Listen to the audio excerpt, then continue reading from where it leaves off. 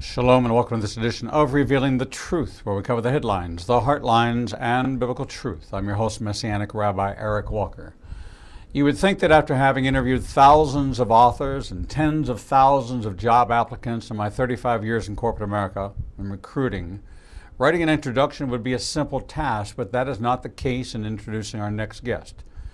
His story in just 107 pages takes you on a journey from the delivery room of his miraculous birth to the farm fields of the Ozarks, into the classrooms of some of America's most respected universities, and behind the bars of a federal correctional institute. While a student at Northwestern, he learned the answer to the most important question: does God exist?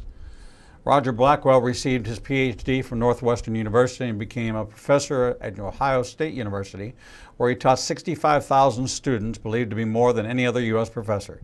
He taught in the Fisher School of Business and Ohio State University's medical school while writing 39 books on consumer behavior and marketing. After retiring from Ohio State, he was sentenced to a federal correctional institution where he tutored hundreds of inmates. You can read about him at rogerblackwellbusiness.com. Joining us now to talk about his book, You Are Not Alone, is the enigmatic Dr. Roger Blackwell.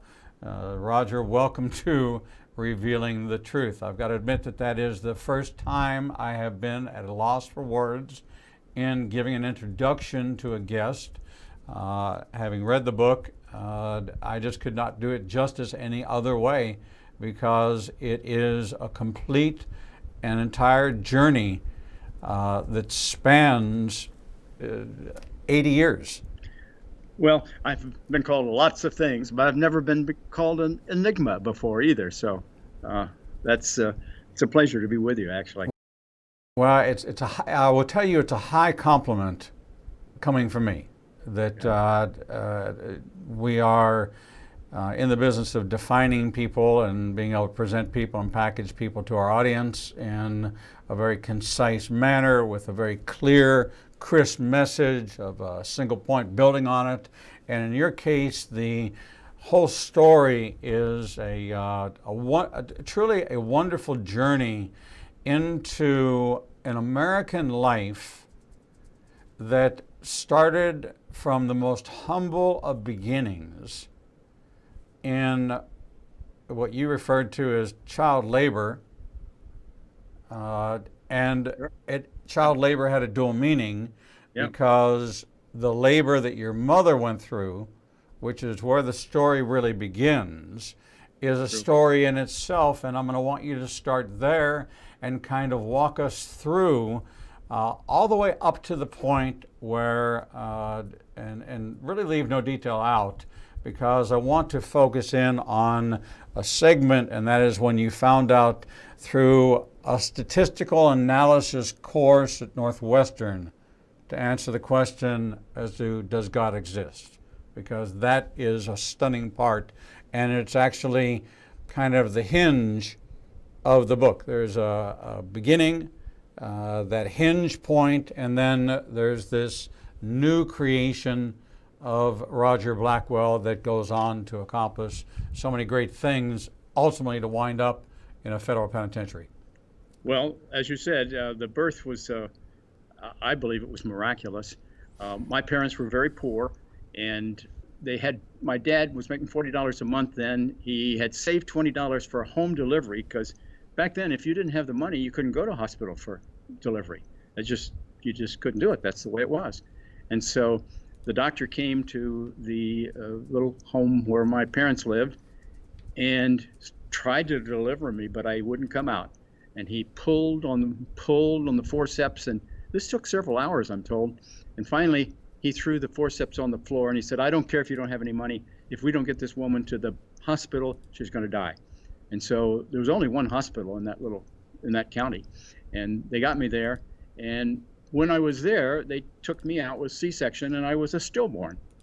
And they laid me up on the shelf where they put a stillborn baby, and I had no oxygen. There was no neonatal or anything like that.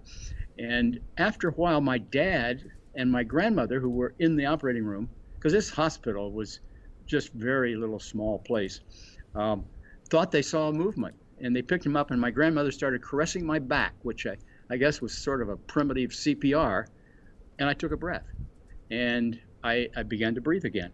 And after this birth process, the doctor turned to my dad and said, "That was a mistake.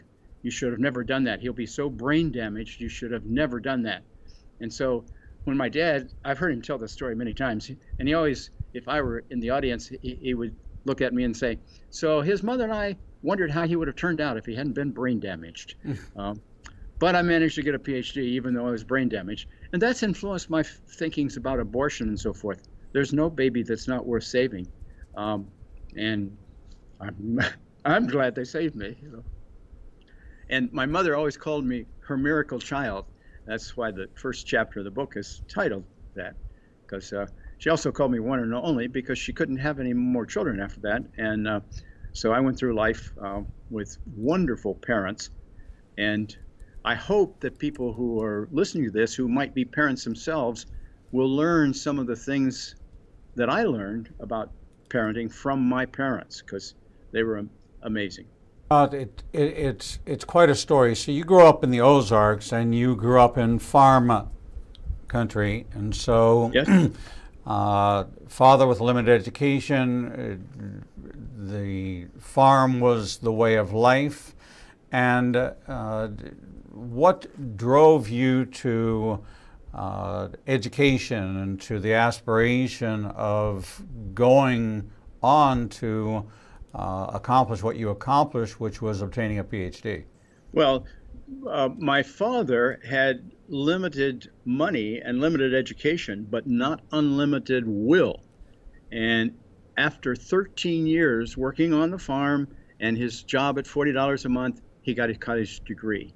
Now, if anybody says they can't afford to get a college degree, well, you can work for Starbucks today and get it, and they will pay for it.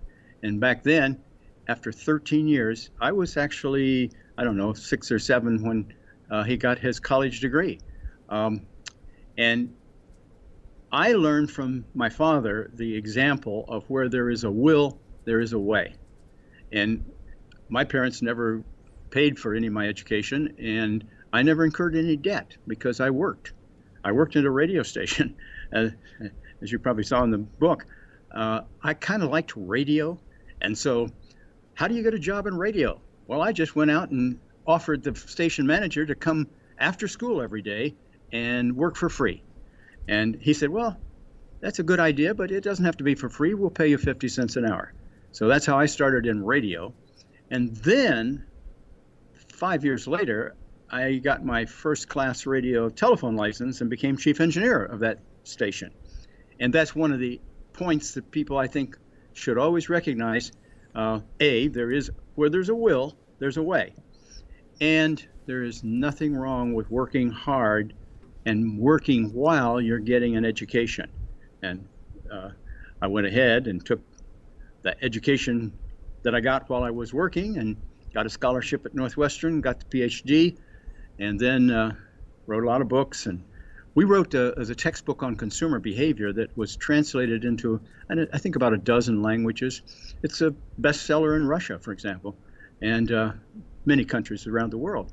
And because of that, it was the dominant book in the field. I was asked to go to many countries and teach. I went to Israel, one of my favorite countries in the world. A lot of people say, "What's the most interesting country you've ever been to?" There's no question about that. It's Israel. Right. Most beautiful one is probably South Africa. But the fact that I was able to help write a book, there were 3 of us that wrote that first textbook, led to many other books, and eventually led to reading books or writing books that were for things beyond just textbooks. And this last one, You Are Not Alone, tells the whole story, including some times that I almost died.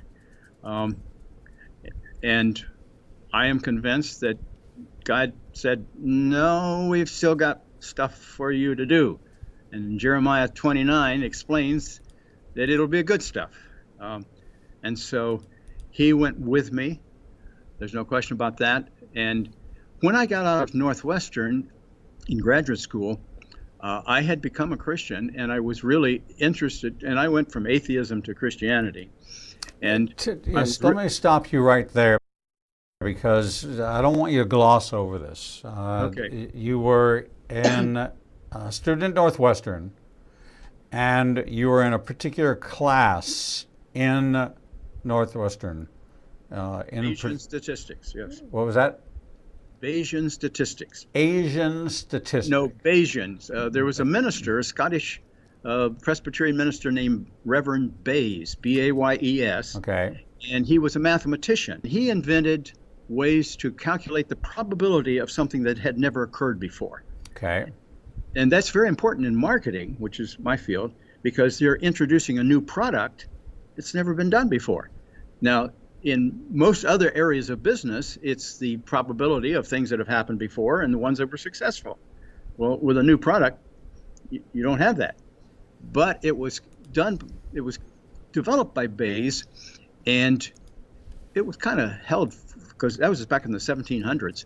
Right. And so people found his ways of analyzing things later, and people calculated, and here's what he did. What's the probability the Earth created itself instead of being created by a creator? And the answer is, you can calculate this. It's 1 to the minus 67th power. Now, if you remember your exponents, that's 0.67 zeros 1. That's not a very good bet. That was Pascal's wager, you know. Right. You have to have too much faith to be an atheist. And I recognized that having faith in nothing, which is what atheism is, existential nothingness, is not a good bet. And I became a Christian. And one of the most fortunate things was a very fine marketing person, a guy who did the arches for McDonald's, had a Bible study in his home. And he invited me to his home. Well, he was a great marketing person, and I was a marketing student at that point. So I went. And one of the persons was there, had been a professor at Hebrew University in the he was a specialist in the Masoretic texts. And another one, quite a few of them, others in the Bible study, were students at Trinity College. And they had their Greek New Testaments. And one of the guys was from Hong Kong, and he had his Chinese Bible. And I studied for a year the book of James. Well, that's a long time to study. James is not that long a book. And I got into this, and I understood that the Bible is absolutely accurate. And since one of my areas was experimental psychology, I was in a class taught by a world expert on experimental method. And what he had each of the PhD students do is take psychology journals from 1900 to 1960 and look at all the studies that were replicated. You know, that's the ultimate test, because you can get studies in a laboratory. And we all examined all the psychology journals, and the principles that were replicated and always came out true in the replication were the same as biblical principles of psychology, which just added to my understanding you can rely on the Bible. So I had a Bible study with people who really knew the Bible inside out. Dr. Millard Erickson was the leader, who wrote one of the textbooks on Christian systematic theology. So that put facts onto my faith. And some people just have faith with very few facts, and I accept that happens. But I was one of those who said, I want some facts to go along with my faith, and I found them. And when somebody says I'm an atheist today, I say, oh, let's talk about that, because they don't have a very good position. And in fact, if anybody has friends who are atheists, don't give them this book, because it'll confuse them. I say that in a good way, you understand? Right. Now, in the book you write, believing there is no God simplifies things. What does that mean? Well, you just don't have to worry about anything that would be personally your responsibility, because there's nobody to judge you. One of the things that, if you look at communism and socialism, one form of communism, one of the things that happens is that they adopt atheism as the official policy of socialism. And the reason is because if you have God outside the world, judging people inside the world, you got to be responsible. But if you're an atheist, you don't have to worry about that. You can do whatever you want to. If you want to kill somebody, that's okay if you don't have to answer to a higher power. And Francis Schaeffer, in How Shall We Then Live, illustrates what he talks about: open societies in which God comes into our society versus closed societies. Well, if you're a socialist, you have to believe in atheism, because otherwise God will judge you. You don't want that. And that's why communism officially adopts atheism. You know, it's so interesting because the life and times we're in right now, where we seem to be moving that way, is we see the very clear removal of God from society. And so we are moving towards violating our own Constitution that says there shall be no state religion, but we are actually advancing at the federal level secular humanism as the state religion of the United States. And it is now being, through the cancel culture and through censorship and through squelching many biblical conservative voices, you are advancing a state religion of atheism or humanism as being what is the acceptable practices of the United States. That's right, and it's very concerning. And with all the events that have happened recently, a lot of Christians that I have talked to, they're concerned. I don't know what's going to happen. They're going to stock up on food and stock up on gas and all these sorts of things.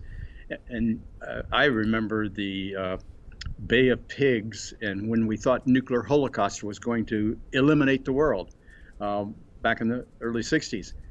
Well, God went through that with us, and he'll go through thus with the things that are happening today. And I've talked to people who are anxious and all concerned and worried about tomorrow. Well, I don't know what tomorrow is going to bring, but I do know God's going to go through that with me. It's just like, some people interpret God's name of I am is I am the one who's going through it with you. And I believe, can you imagine the Hebrew nation looking at this Red Sea right in front of them and looking at all those Egyptian chariots behind them? Well, that's worse than anything we're facing today. God said, I'll go through it with you. And he did. And I found some archaeologists research. I subscribe to Biblical Archaeology Journal, and right. I found one article recently that showed that they found Egyptian chariot remnants at the bottom of the Red Sea. And, if God went through that and looked at the promised land and said, I'll go into there with you, then he will certainly go into whatever the life is coming about. I actually have turned this off, but I don't know why it rang, because it was on mute. But anyway, I apologize for that. But anyway, God goes through. We studied that in much of the Old Testament. It's just as true right now. Whatever the problems we face in the future, we're not alone. That's the theme of the book, is that he'll go through it with us. And that's one of the reasons I wrote the book. I said, I know a lot of people are really discouraged and worry about the future and so forth, but we don't have to go through it alone. You're exactly right. How did this change your worldview of coming to faith through statistical probability? The one statistical probability is that for there to be a big bang would be like filling Texas with quarters and filling it with millions and millions and millions of quarters and reaching in and picking out the one from within it that had a particular date on it that was the only one in the pile. That's the statistical analysis that they give, that I hear often quoted. that the probabilities are so staggering that it's impossible. It is, and I handed out something on the last day of class. I didn't force it on any students, but I put it there if they wanted to take my philosophy of life. And in it, I said, okay, you could buy all the components that go into a computer and put them there and say, okay, now create yourself. Well, that's like believing the earth created itself. There's got to be a designer of the computer, and the designer, I'm a C.S. Lewis fan, and he was very instrumental in my thinking as well, and current incarnations of that, like Tim Keller and so forth. And if God can create the earth, he could create humans. That's the easy part. And if he created humans,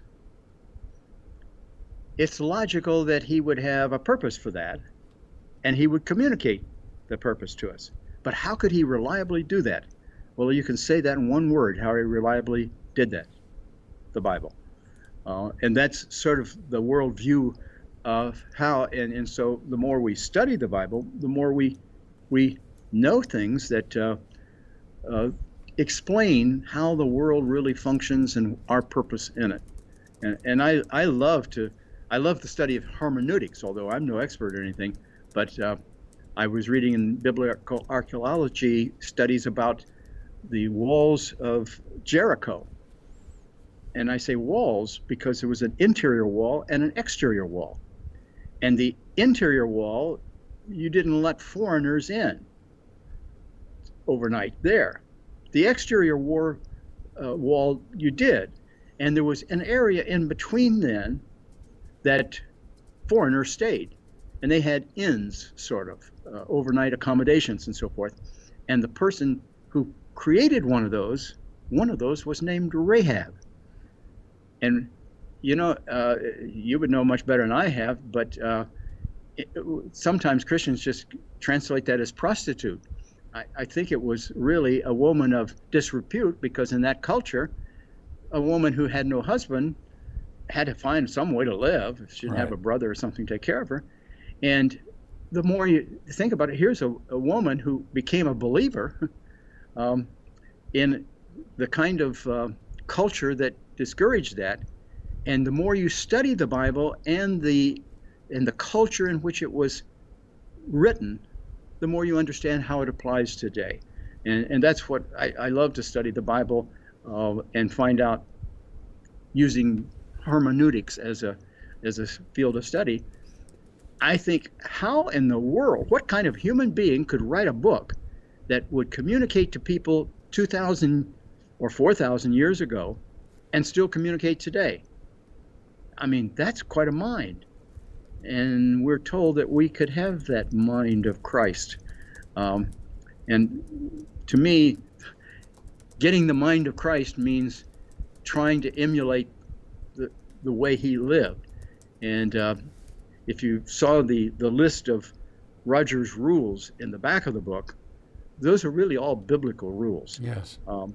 And that they came from not any one single verse, because my understanding of scriptures is you don't build basic doctrines on one single verse. You look at the entity, and you see how throughout the Bible you see the themes, and those become major doctrines. And, well, and I'm a biblical contextualist, so it has to be in context first, yes. Looking at the politics, the economic, the social, all the environmental situations influencing why God is saying what he's saying to the people of that time in context, then looking to see what the message is and seeing whether or not those same conditions exist today in our behaviors. So one of the better examples is Paul's letter to Corinth. And so if we're acting like the believers in Corinth, he's saying stop doing that. Right? We have to see what they were doing, what the influences were, see if we're replicating that behavior. But what we've done across Christianity, we've created doctrines which become universal without contextualizing it. And that's caused a great deal of division, because you take a Rahab, for example. you still see on the marquees of the churches the message this weekend's Rahab the prostitute. Well, Rahab was actually the first Corrie ten Boom. Why do we not elevate her to the status that God has elevated her to, which is in the line of Messiah, because of her risking her life to protect the spies? But we tend to repeat what we've been told, and we will not let go of it because it requires free thinking and contextualizing it and saying, wait a second, yes, that's what she was. It's like saying that women should not speak. Well, I remember that the very first revival in the Bible, in the New Testament, took place with the woman at the well. And she went back into the Samaritan village, brought the message, the people came out, and the entire village was saved at the voice of a woman. So how then can I say it was okay for Jesus to have a woman raise up the first revival in the New Testament, but it's not okay? And so we see that we do tend to take things out of context and try to make them blanket doctrine, and I call those some of those doctrinal dictators and theological terrorists, because they seem to have this universal execution and high conviction rate, if you will. In fact, Rabbi, when I was in Corinth, I was on it was just a pleasure trip, and I looked up above and saw the Temple of Athena. Yes. Where they did have prostitutes who were priestesses, and apparently a lot of the sailors were pretty religious, came there to worship frequently, and those people were probably converts in that Corinth church. I'm pretty sure that some of them were. So if Paul was saying, wait a minute, these women who were being false prophets or prospectuses up there, when they get into the church, don't give them an opportunity to speak and take over and so forth. I think that's what Paul was talking about. And that's why understanding the culture. Now, the interesting thing is, if you think of all these things over thousands of years that were written down in words that we now call the Bible, weren't these humans intelligent to be able to figure that all out and put that all in there? And the answer is, no, I think there was probably divine inspiration in what was going on there, not human inspiration. Right. And that's why we call it the Bible. That's exactly right. We're talking with Roger Blackwell, author of the new book, You Are Not Alone, and Other Lessons a Teacher Learned from Parents, Professors, and 65,000 students. His journey to faith happened in a statistics class, looking at the statistical probabilities of there being some random order to things, or there had to be the probability that there was a divine order and that there was a God in heaven. That changed his worldview, changed his outlook, and influenced the 65,000 students that came under his teaching for his career at Ohio State University. But the story doesn't end there. And his teaching career was marked with great accomplishment, the publication of 39 books on consumer behavior and marketing, counseling and expert to corporations and to leaders. But yet, at the end of his career, in his retirement, he took a position with a company, and that in itself is, as Paul Harvey would say, is the rest of the story. We're going to hear the rest of that story when we come back from break. We'll be right back. Shalom. I'm Messianic Rabbi Eric Walker, host of Revealing the Truth, Revealing the Bible, and Revealing Prophecy, seen every week on the Igniting Nation Broadcasting Network. Our daily on-demand programming is available on our Apple and Android apps and on Roku, Apple TV, Amazon Fire, and Android TV. We broadcast live Monday through Friday through our apps, on our website, ignitingnation.com, and on Facebook Live. You can listen daily on our audio platforms on Spotify, iTunes, TuneIn, and iHeart. Our lineup of best-selling authors bring you the most in-depth biblical insights into the most pressing issues of our time, including prophecy, Israel, spiritual warfare, and a wide variety of contemporary Christian issues impacting the body of Messiah around the globe. If you missed the live show, you can always catch up on the Igniting Nation YouTube channel. Follow us on social media and join us as we endeavor to heal the nations with the Word of God. With today's smartphone technology, news, information, sports, and entertainment is widely available and almost unbounded. But what about the information that believers in Yeshua are looking for? Well, now there's an app for that. Igniting a Nation now has apps available for Android and iPhone. With our app, you'll gain access to everything you would in our website, from our featured guests to our live streaming shows. Visit Google Play or the Apple Store and download Igniting a Nation's new app today. Shalom. I'm Messianic Rabbi Eric Walker, inviting you to study right by my side through the Biblical Truth Library. Imagine having access to over 1,000 hours of audio and video teachings available to you through our website on a subscription basis or via our Apple and Android apps on an a la carte basis. Whichever method you choose, we promise to deliver new insights into the living Word of God as seen through the eyes of a Jewish believer. If you hunger and thirst like millions around the world for a deeper walk with God and the revelation of new understanding of the Scriptures, visit ignitinganation.com and click on the Biblical Truth Library or on any device with our free app. Don't let another day go by without receiving your heart's desire for a new depth of understanding into all of God's Word. Shalom. I'm Messianic Rabbi Eric Walker, inviting you to join me and my special featured guests twice per month with Rabbi Zev Porat and Carl Gallups, and monthly with Dr. Michael Heiser, Dr. Michael Lake, Dr. Timothy Jennings, Dr. Mark Baker, Dr. Jeffrey Johnson, Drs. Michelle and Mark Sherwood, Dr. Kim Moss, Derek Gilbert, Peter Rosenberger, Brandon Gallups, Steve Fair, Stephen Black, for in-depth insights into Israel, prophecy, the unseen realm, the brain, spiritual warfare, overcoming shame, mysteries of the Bible, prophetic insights, the sensational and the supernatural, caregiving, addiction recovery, understanding the divided heart, same-sex attraction, and much more. We're proud to feature some of the greatest biblical minds from both Israel and around the United States. Check out our featured guest lineup and 24/7 feed on ignitinganation.com or watch by topic on any device with our free apps. If you can't find what you need, you're just not looking in the right place. Follow us on social media and download our free apps today. Shalom. I'm Messianic Rabbi Eric Walker, inviting you to join me and Israel's #1 rated guide, Edo Canaan, for our annual Israel trip. Our 2022 trip is now open for registration for our 18th trip to Israel.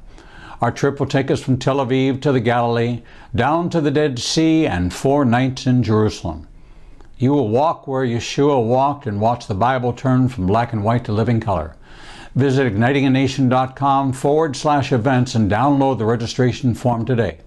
No, it's not too early to take advantage of our payment plan designed to fit any budget.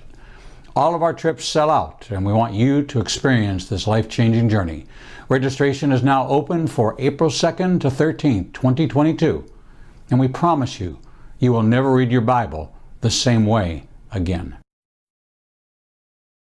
Shalom and welcome back to this edition of Revealing the Truth, where we cover the headlines, the heartlines, and biblical truth. I'm your host, Messianic Rabbi Eric Walker, and we're talking with Dr. Roger Blackwell, author of You Are Not Alone, and other lessons a teacher learned from parents, professors, and 65,000 students. Roger, welcome back to the program. Thank you very much.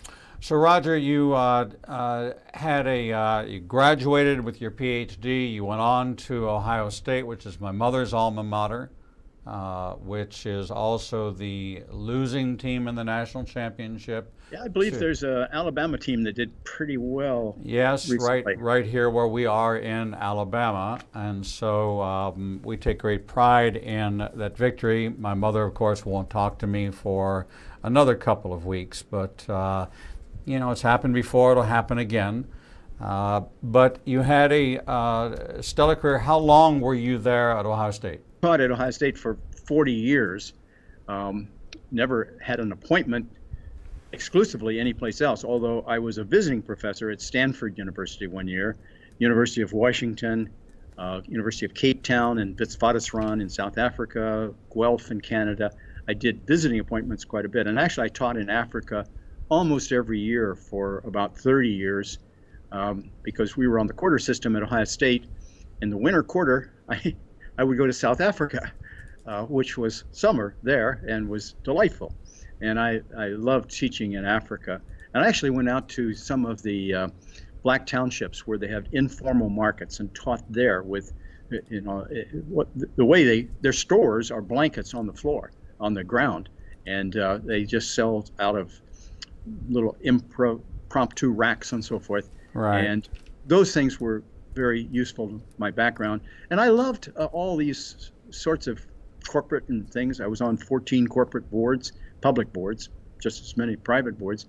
And one year I was sleeping in a wonderful house where I am still living in a nice big bed, very comfortable bed.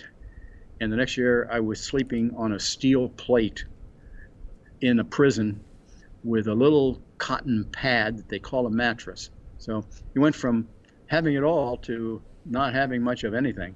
And it cost millions, many millions. I was fined $1.5 million, $1 million plus interest. And all that was very much like going into the Red Sea, I think. I can remember entering prison thinking, this is going to be terrible. I don't know what I'm going to do. And but I understood that God was with me. And actually, when I got out of Northwestern with my PhD, I thought I might have been called to be a missionary in Africa. And I said to God, I can't do that now because I'm just starting my career, and you can't get your PhD and then start later the career. So I basically said no to God. And I felt like when I was getting ready to go into prison, God was saying, okay, 40 years ago you said no, now you got evangelism to do. And so that's... Let's take a moment and explore that. So you've retired from Ohio State University. You join a company that is... I was on the board of Worthington Foods, which is a healthy foods company, started by the Seventh-day Adventists. And out of Worthington, Ohio. In Worthington, Ohio. And I was on other boards too, quite a few of them actually. But I had an office outside the university, and my office manager and her husband had been buying stock in Worthington Food because it was a public company for 5 years. And during the time we were talking to Kellogg to sell potentially the company, we basically said no to everybody else. But Kellogg was a vegetarian company, and so there was interest. And I was serving on too many boards, and I regret the fact that I really wasn't involved like I should have been.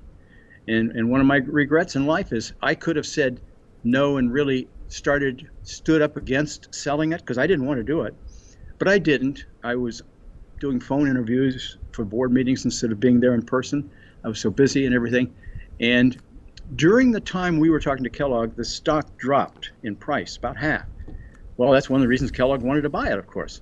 And so during that time, my secretary and her husband had been buying all along for 5 years, and they bought some more. Well, the prosecutors argued in a trial that cost me several $1 million. He could have told her and turned to the jury and said, wouldn't you have told her if she worked for you and been one of your students in the past? What do you think? And she testified, no, he didn't tell me. And so she went to prison for 27 months, her husband, because they bought it in their IRA account, for 24 months, and I went for 72 months. So I think we're leaving a little bit out. So we're in this period of time in which insider information is available and people are taking advantage of this knowledge that there is a potential buyout. Well, they really weren't taking knowledge. 6,000 people bought. they bought the stock, and she bought the stock because the price had dropped. There was no evidence ever of any kind that there was inside information. But that's what they charged, and that's what we were charged with. So that was the implication, that there was, because you had a connection with them, you were on the board. It would seem to be logical to assume that a piece of inside information or forward-looking information, which is in violation, especially in the quiet period during an acquisition, something I'm extremely familiar with. I've been through 3 major acquisitions, so there's a quiet period where nothing, you say absolutely nothing, and any statement which is given which is forward-looking, that gives any implication, even to in passing, can be considered insider information, and it's a violation of SEC trading regulations. And this is what you were charged with. Is that with? And all the testimony was, no, I didn't. And I had gone through this for several other corporations. It was not the first time, and I knew exactly what you could say and what you couldn't. The attorney said, if you ask, you say no comment, and that's always what I did. And 6,000 people bought it, not because they had inside information, but because the stock had dropped by half price. And my office manager and her husband bought more. They'd been buying it for 5 years. But that doesn't matter. It's kind of strange. If I'd obeyed the law, I would have told her, don't buy the stock. I mean, if I had told her, don't buy the stock, that would have been disobeying the law. correct? And I didn't do that. I did what the law said. I can't comment on anything. All right. So here you are. You're retired out of Ohio State. Right. You're now kind of entrepreneurial. You're on the boards of a number of corporations. You have kind of like an active retirement, if you will. You're advising and counseling, using your expertise, but living not the 40-hour, not the 60-hour, not the life is. Well, actually, the sale occurred while I was still at Ohio State, but okay. I retired right after I retired is when I went to prison. Okay. So the prosecution began while you were at Ohio State? Yes, right. And so I want to interweave something in this process. Where was your faith? Did you feel like your faith was being tested? Do you feel like you had a firm grasp on what the Lord was doing? Not. I didn't take the whole case seriously, frankly. I taught right up till the end before the trial. And I told the students, because I had 750 students in my classroom. That's how I got 65,000 students. I had 1,000 students per quarter. And I said, I've got a trial next week, and I'll assume I'll be back here for the final exam, but my assistant will give it if anything goes wrong. It takes longer than I think. I didn't think there was any possibility. And my attorney said, they went through all the evidence. There wasn't one scrap of evidence. There wasn't any texts or emails or anything like that. And so we just assumed we'd go through this and it'd be all over. I guess, I don't know whether it's naive or blind or I just didn't take it seriously. I told the law firm that worked for one of the other corporations I was on, handle this for me, and they kind of assured me all along, there's no problem because there's no evidence. You don't have to have evidence to convict anybody. I learned that. And actually, after I'd been in prison, we did what's called a FOIA thing, and we found out that the FBI had the information that I was innocent, but they didn't give it to our attorneys, so it doesn't matter. The areas that proved that I was innocent were redacted in what we finally got from them, because the FBI said, well, that would help terrorists if we told them how we analyzed the computers, because the computers showed that when they alleged these things happening, I was not there.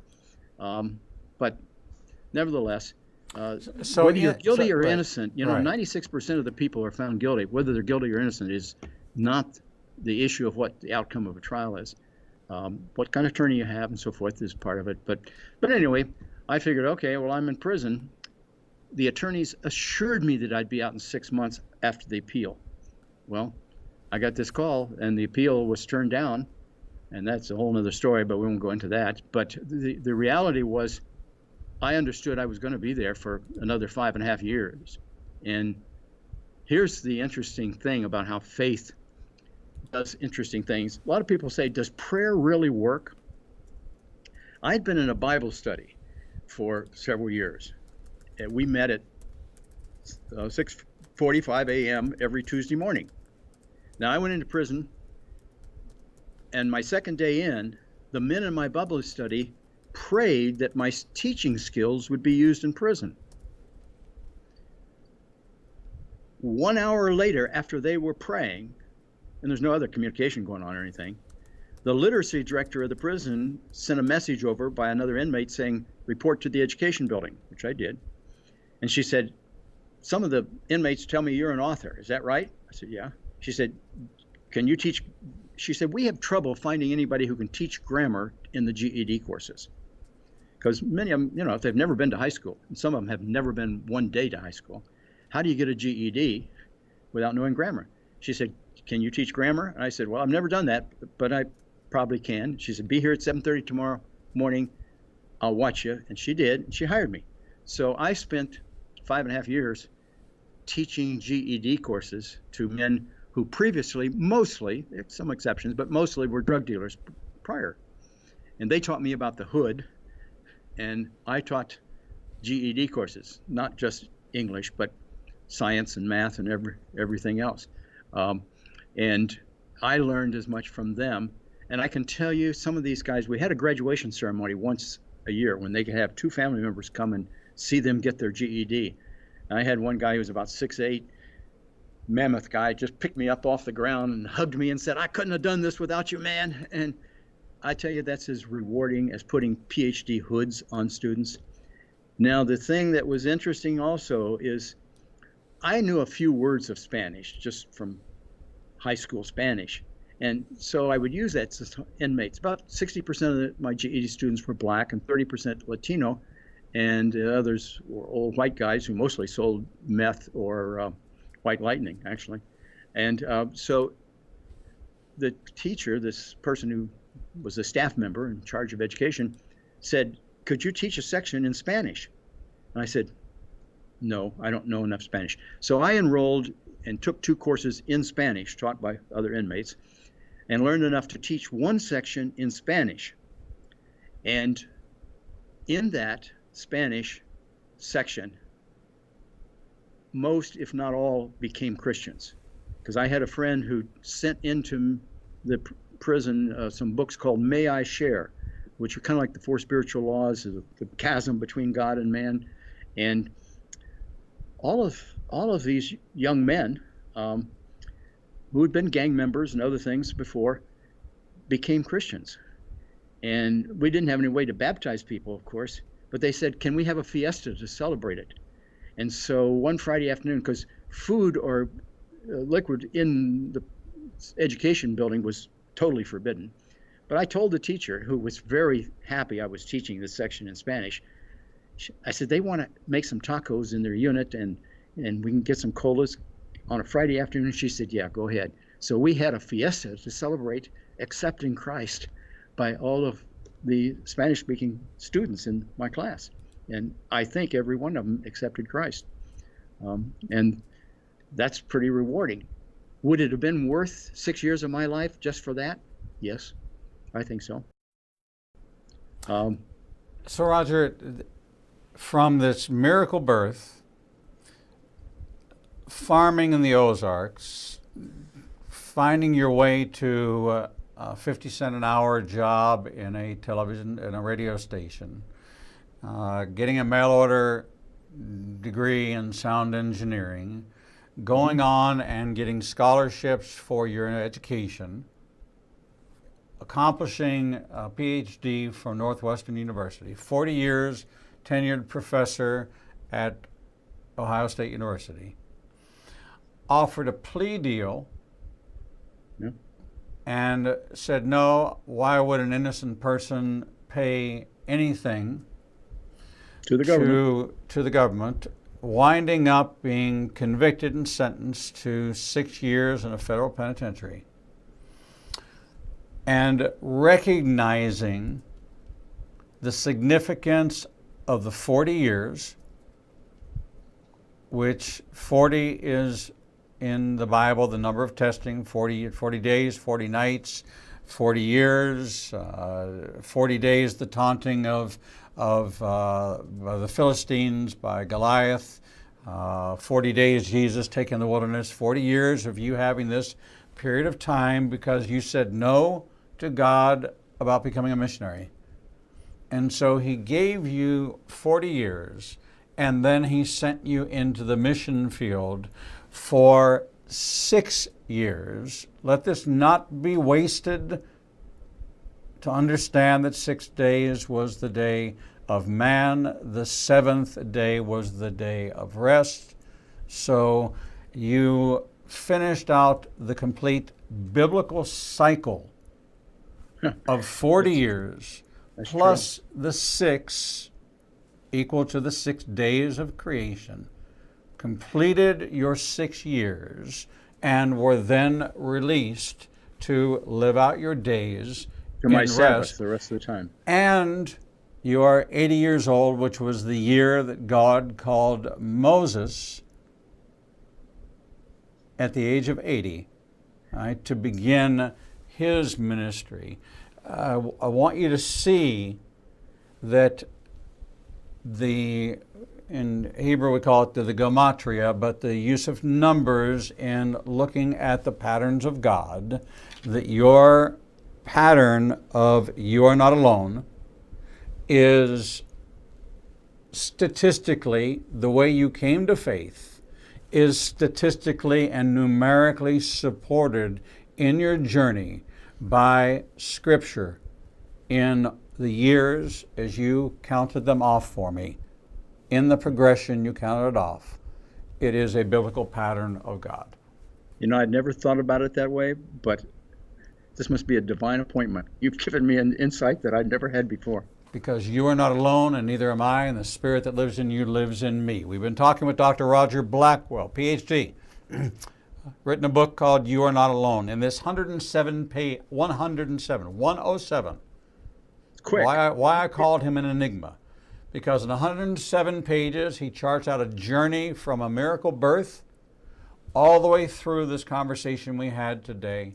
And the details that are in it and the progression of events are stunning and will hold you riveted to this story as it unfolds. I encourage you to visit RogerBlackwellBusiness.com or ignitingnation.com and click on today's interview. It says, love the interview, get the book. Click on it and get a copy for yourself and join me in getting to know this enigma known as Dr. Roger Blackwell. Roger, thank you so much for sharing this hour with us here on Revealing the Truth. Shalom, my friend. God bless. We're going to take a short break, and when we come back, we'll bring you the next edition of Revealing the Truth.